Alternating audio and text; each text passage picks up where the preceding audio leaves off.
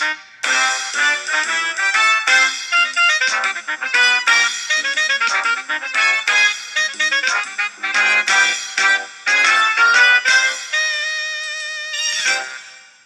guys, it's back and I'm back.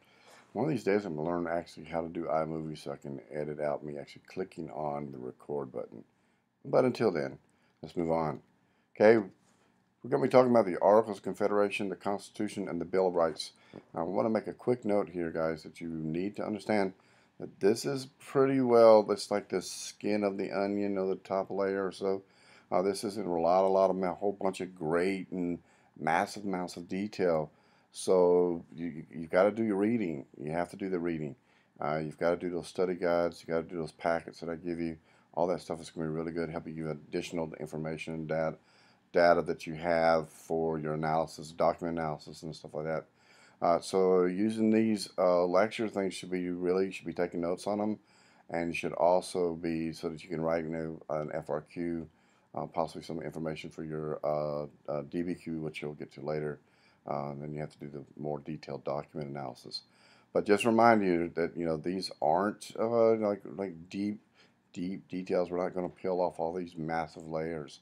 You do need to read the Articles of Confederation, which you were given, copy of the Constitution and the Bill of Rights. Make sure you read those. They're important. Remember, you're studying in AP U.S. history. Everything you're going to study from this point on, deals with each of these major topics. Not so much as the AOC. It will come into play every now and then. But the Constitution and the Bill of Rights, guys, are very, very important. And the rest of the history that you're going to learn is all based on that Constitution and the Bill of Rights. And without it, you can't be a good American unless you've read the Constitution and the Bill of Rights. I always say that. Okay, so let's go on. Articles of Confederation and the Constitution and the Bill of Rights. Okay, the big question is, is it an accelerated evolution or is it a revolution? We talked about this somewhat in class. Was the Constitution, the AOC, was the AOC, was the Constitution a legal document? Was the convention even illegal itself? Much like the French Revolution, which was much different than the American Revolution. It was a lot, it just totally took out the entire existing government and replaced it. So we don't really do that with the American Revolution. It's the same with the Russian Revolution, with the Bolsheviks and when Lenin becomes into power and later on Stalin. So it's massively changed. The revolution, the American Revolution, is often argued as an evolution of what existed, or is it really a revolution? I mean, it's a debate topic. Remember, rule number one of history is what? That's right. History is interpretive. Okay, so we're going to move on. Okay, quality is the matchword during when you're looking at the AOC, when you're looking at at least with the Constitution too, and later on also the Bill of Rights, because they get amended the Constitution gets amended several times, so you equate that.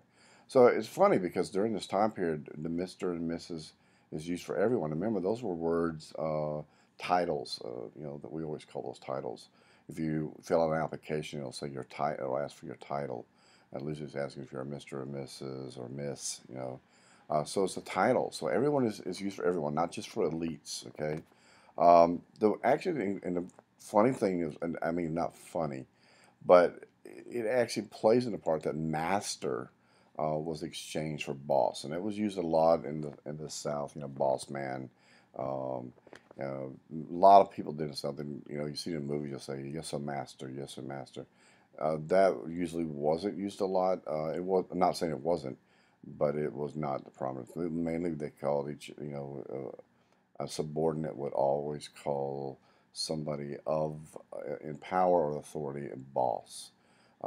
Just because of the concept that went with that, especially out of the American Revolution, the concept of tyranny and everything else. Okay, church and state issues. The congressional church that continues to be state sanctioned, as you've read in your text, and the Anglican Church actually loses its credibility, and actually becomes what today. I mean, we even have one here in our town in Secaucus, the Episcopal Church. Excuse me. So when you see the Episcopal Church, remember that was the original Anglican Church. that did exist in the 13 colonies and now becoming 13 states.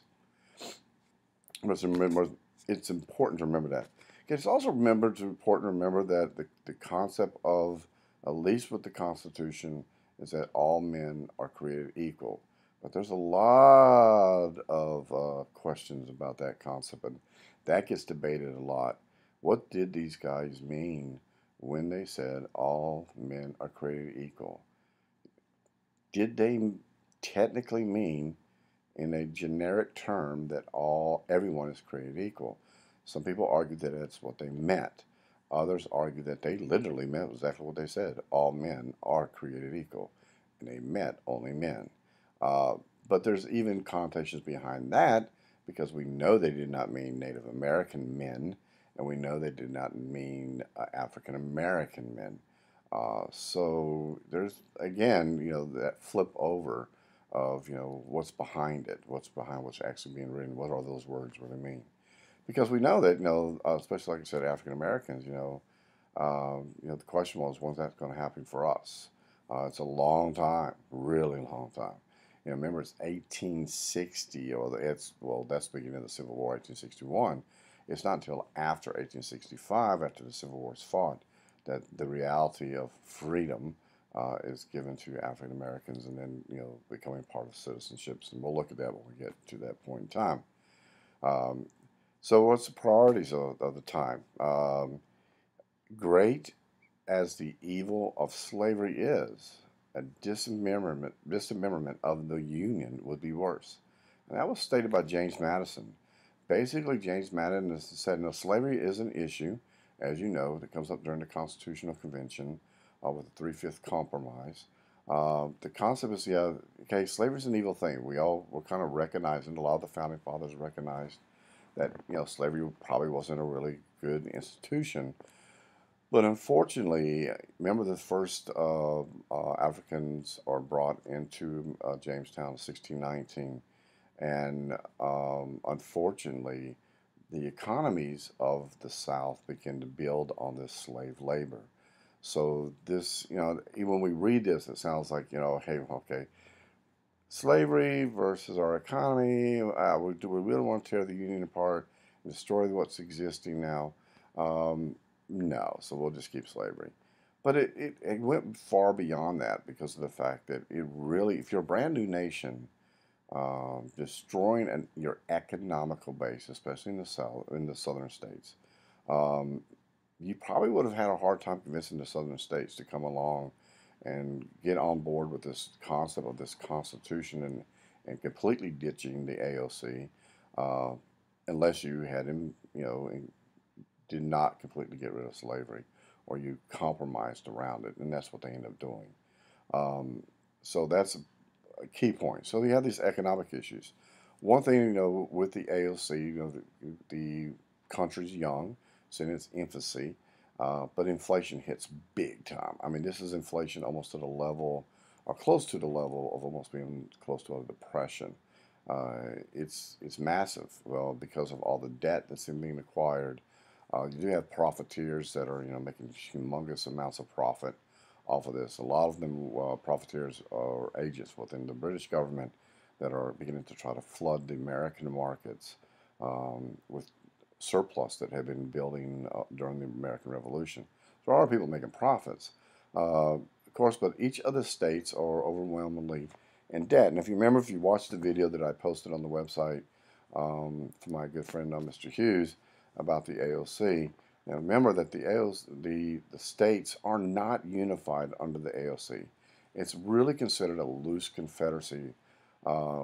I talked to a couple of you, I talked about this in class with the loose confederacy concept. So they're very loose, okay? They're not, it's kind of like being on a team, but you're not really playing for the team. So they kind of agree that they have to kind of stick together and have each other's back, but they are separate. So it's not until the Constitution is actually made, until it's ratified, and by the time it gets ratified, that the states agree, okay, technically to survive, we're going to have to be united. And then I mean playing for the team. So one of the biggest issues here is that the states are overwhelmingly in debt. They're in massive debt. Each state individually has its own debt. Remember, I'm a New Jersey and I'm New York and I'm a New Yorker. I'm a South Carolinian. I'm a Virginian. So they had this whole identity of themselves. And during the Revolutionary War, each of those states acquired debt of themselves. Okay, so there's a massive amount of debt that's there. Now, one of the good things that kind of really changes during this time is the status of women begin to change, especially and we're talking about in America, okay, not across the world, but actually the status of women begins to improve during this time. Women are considered to be the keepers of the virtue, of the family, of the society, of the community itself. They receive more education. They begin to believe in educating the female gender. And they believe that women are becoming are responsible for instilling the values of young citizens of the new nation. They actually become the Republican motherhood. This phrase was used quite often when referring to the women of the new nation of America, or the new country of America. And this painting, I really had the artist's name written down, and I was going to tell you what it was, and I don't know what I did with it. But one of the key points in this painting is how the use of light emphasizes where is the light of emphasis on in this painting. It's very easy to see.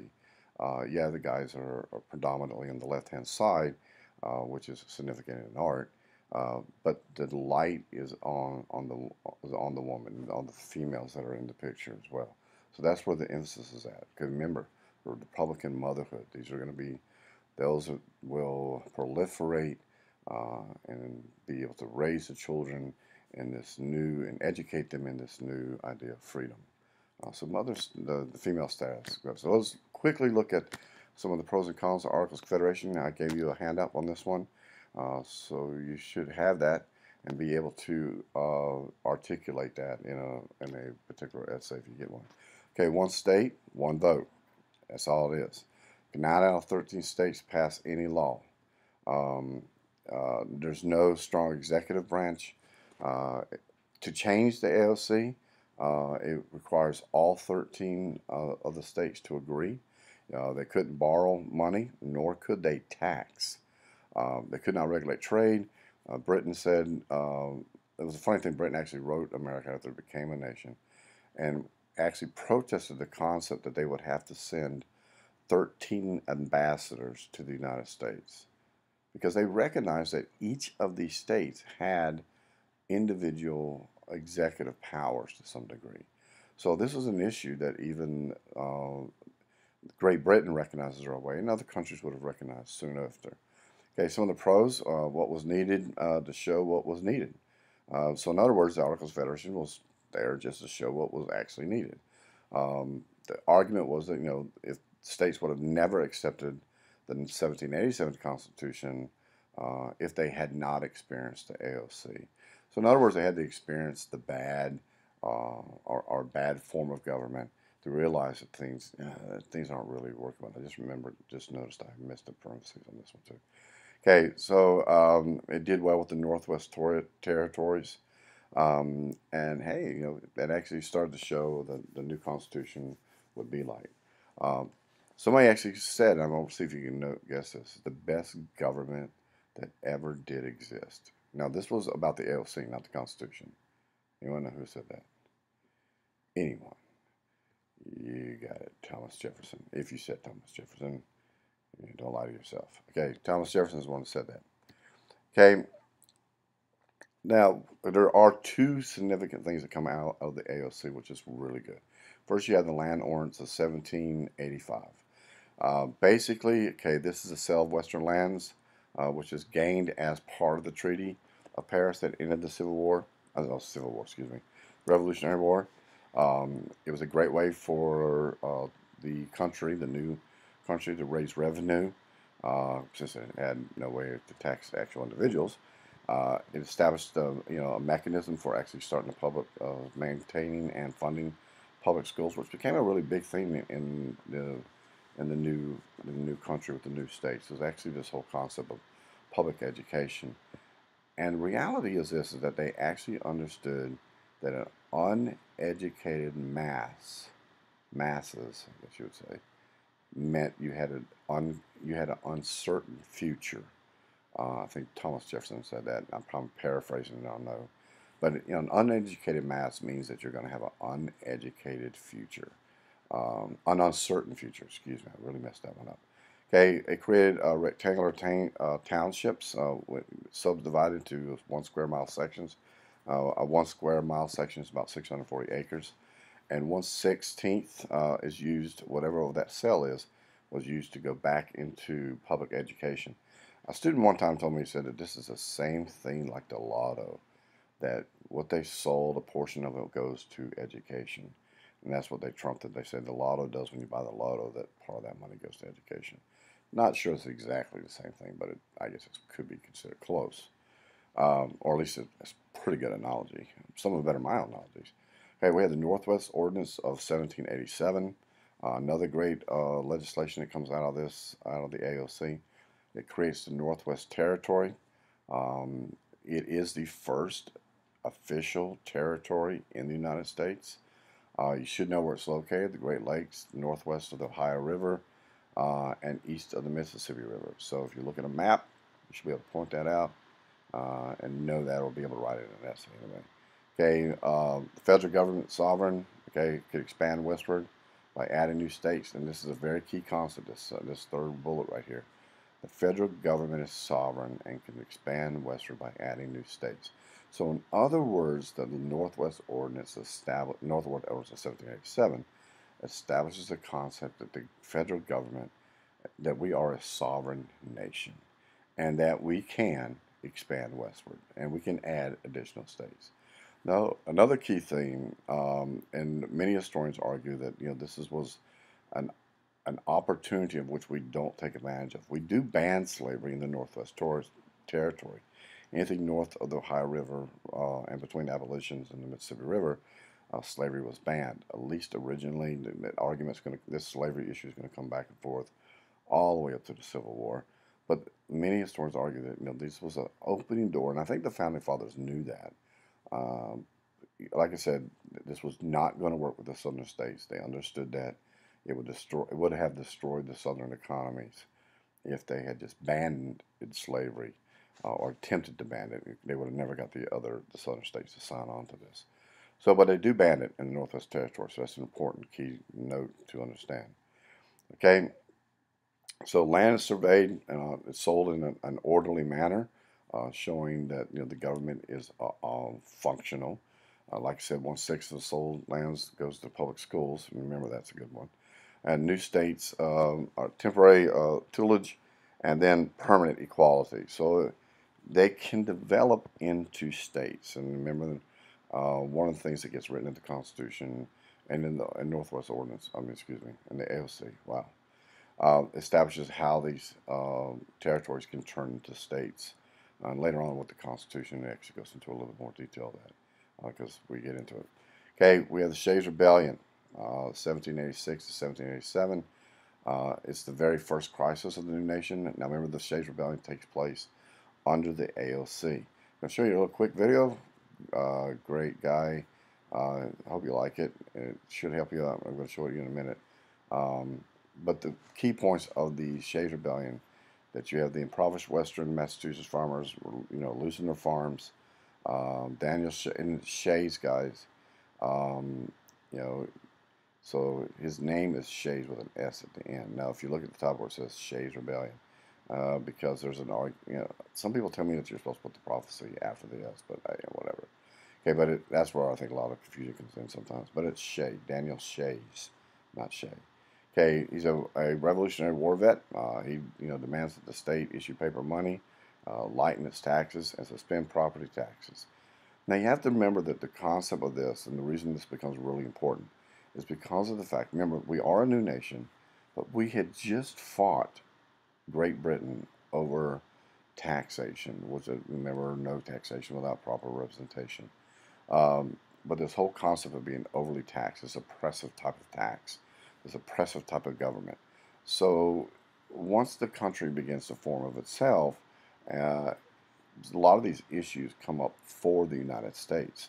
And because of the United States, implementing many of the wow, I cannot talk, policies of which existed in England at the time prior to the Revolution. A lot of people began to feel that we were just mirroring, uh, evolving out of Great Britain, but adopting many of the things. And the way to look at that, or the analogy to look at that as, is the Anglican Church, remember, develops, and it does mirror in a lot of cases the Catholic Church. Remember, we have um, some of the rebellious concepts. So we have the Puritans that feel the Anglican Church is becoming way too much Catholic. They want to purify the church from within. You have the separationists that want to break completely away from the Anglican Church. But the concepts are the same. So the new Americans in this new country feel that the American government is actually doing almost similar to what Great Britain did before the Revolution.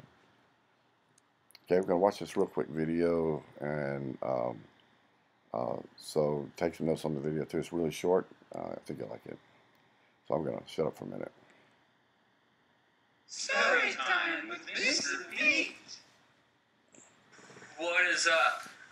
My name is Mr. Beat. Today, I'm going to tell you the story of Shays' Rebellion. Once upon a time, the United States was born.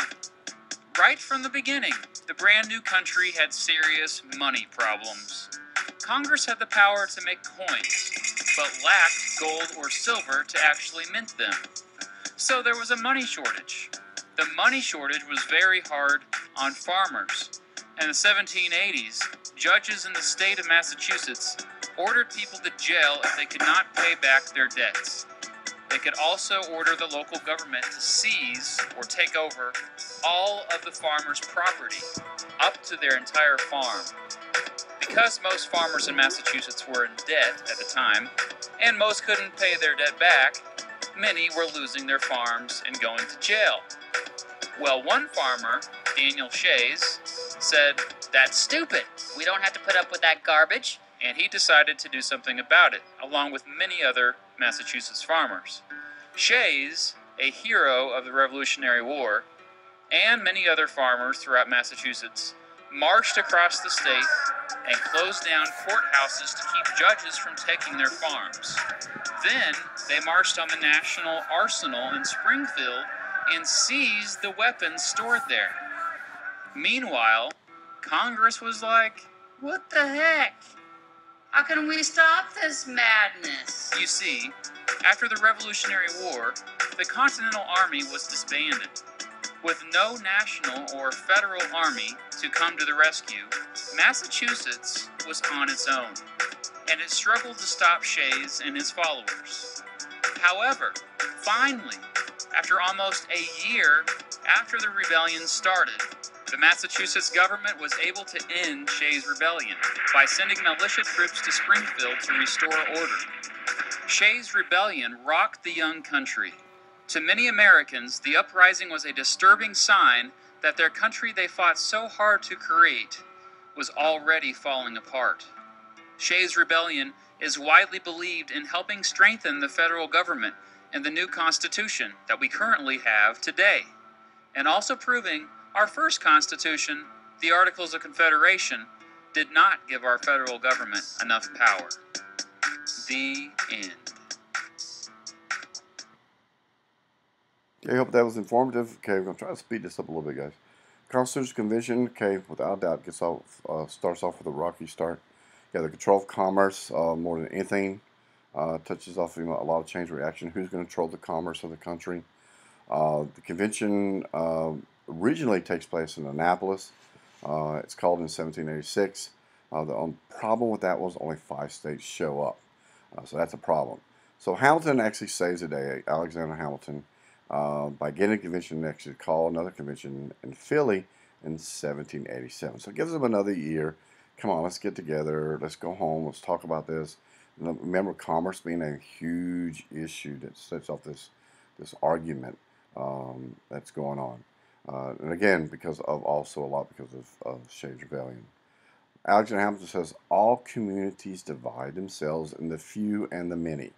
The first are the rich and the well-born, remember that part, and the other mass of the people. The people are turbulent and changing. They seldom judge and or determine right. Give therefore to the first class, who's the first class, guys?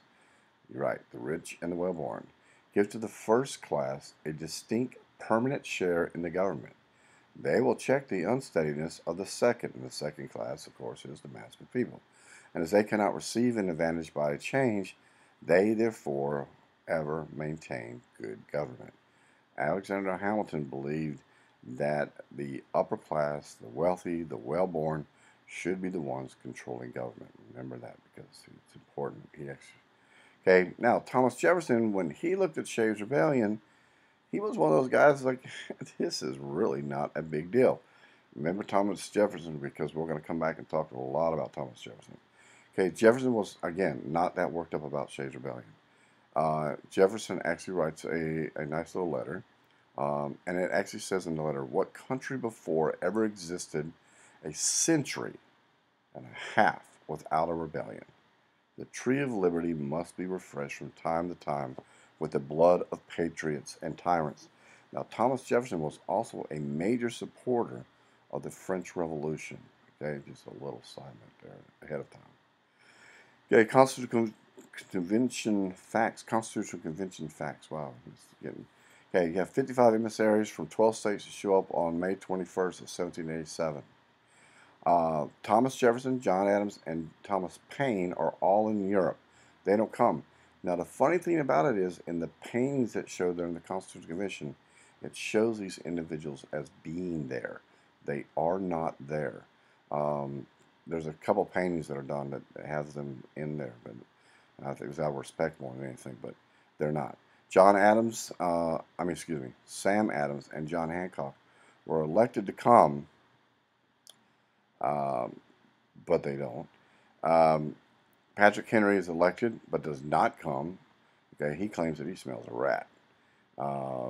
He really he smells this thing's coming. This is not going to be just amending the AOC. So Patrick Henry is pretty insightful because he actually smells a rat. He thinks something's getting ready to happen, but most people aren't going to be very happy about it. Okay, most of the people, all of the guys there are all white men. They're all wealthy men. 19 of them are slave owners, and the average age is 42 of all the members are there, with the exception of Ben Franklin, who is actually 81 years old at the time of the Constitutional Convention. And last but not least, okay, this thing lasts for 17 muggy weeks. That's a long time. Imagine this, 17 long weeks in a very hot building, no air conditioning. You know, we talked about this in class. Probably not the greatest time to actually have the Constitutional Convention.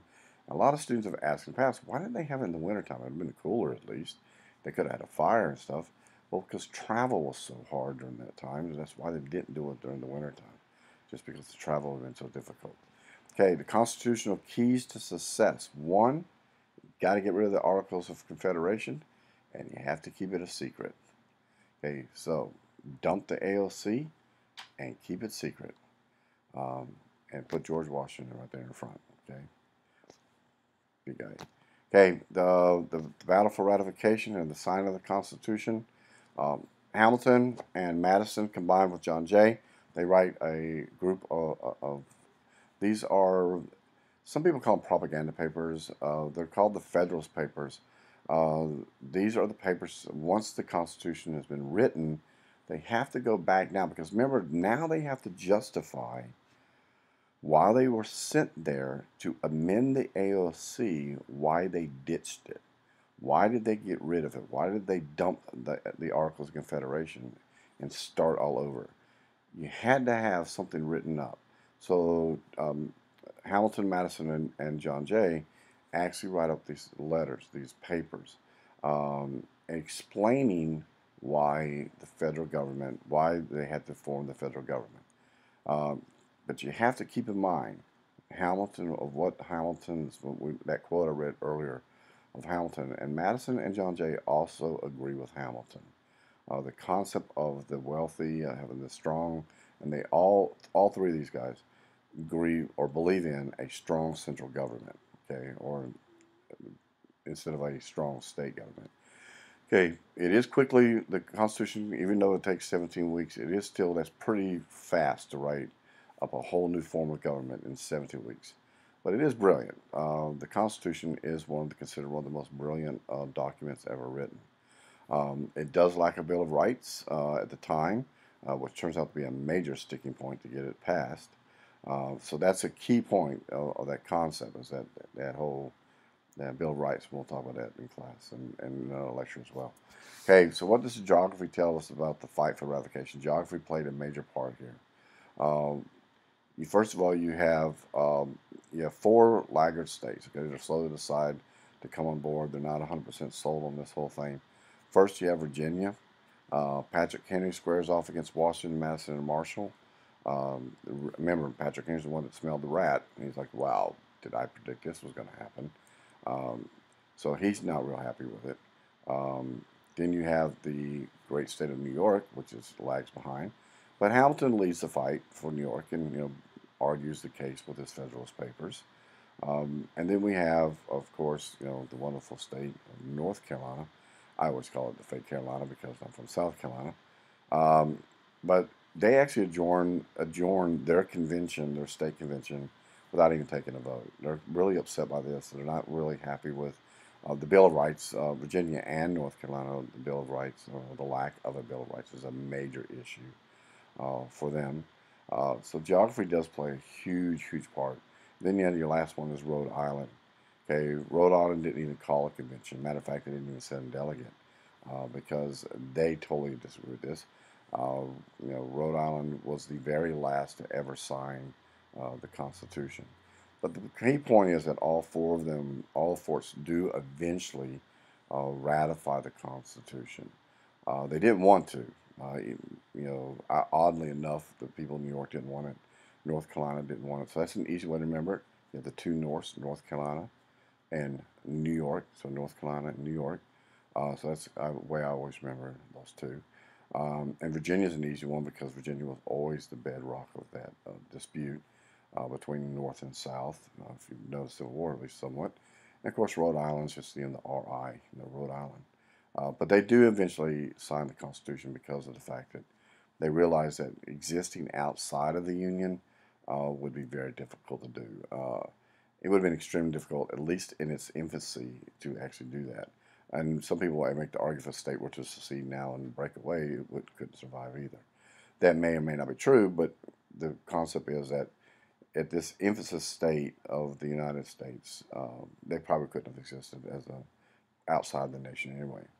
So the question really comes down to, in your opinion, is the Constitution a revolutionary or evolutionary document? I want to think about that one for a little bit. Think about the facts you've read in your book. Think about this presentation, some of the stuff I brought up in this presentation, because that could possibly be an FRQ. Remember, history is interpretive. Guys, I put at the end of the video, on the website, I placed a video. It's called The Constitutional Rap. Take a look at it. That might actually help you remember the Constitution.